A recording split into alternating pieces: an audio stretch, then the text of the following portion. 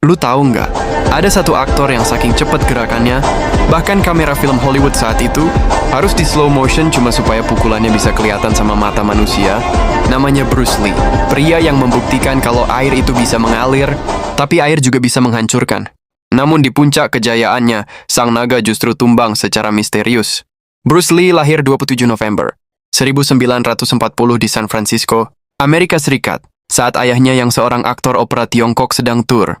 Namun ia dibesarkan di Hong Kong, di mana sejak kecil sudah masuk dunia hiburan dan sempat bermain di beberapa film sebagai aktor cilik. Masalah kecilnya tidak mudah.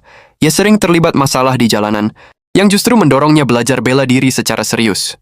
Ia kemudian berguru pada Ip Man dalam seni bela diri Wing Chun, yang menjadi dasar tekniknya.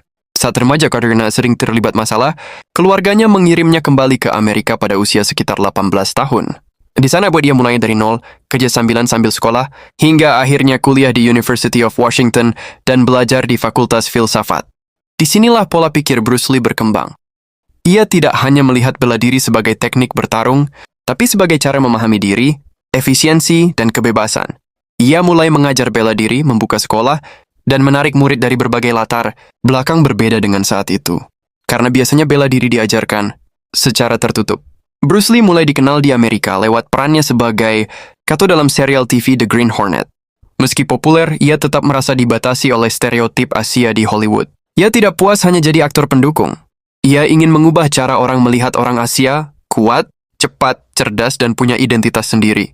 Karena itu, ia kembali ke Hong Kong dan mulai membintangi film-film yang benar-benar menampilkan kemampuannya. Film seperti The Big Boss, Fist of Fury, dan Way of the Dragon membuatnya menjadi superstar di Asia.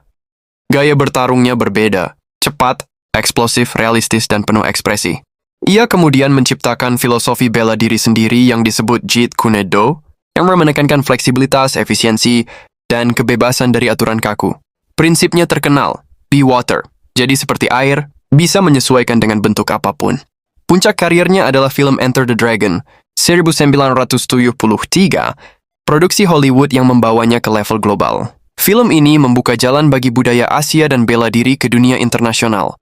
Namun, di tengah kesuksesan besar itu, kehidupannya juga penuh tantangan, seperti latihan ekstrem, industri, dan kondisi fisik yang terus harus maksimal. Pada 20 Juli 1973, Bruce Lee wafat di usia 32 tahun di Hong Kong.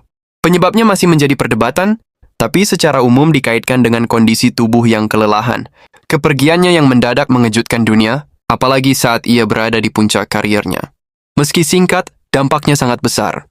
Bruce Lee bukan hanya aktor atau petarung, ia adalah simbol perubahan. Ia membuka jalan bagi aktor Asia di Hollywood, mengubah filosofi bela diri dari kaku menjadi fleksibel, dan menginspirasi jutaan orang untuk mengembangkan diri secara fisik dan mental.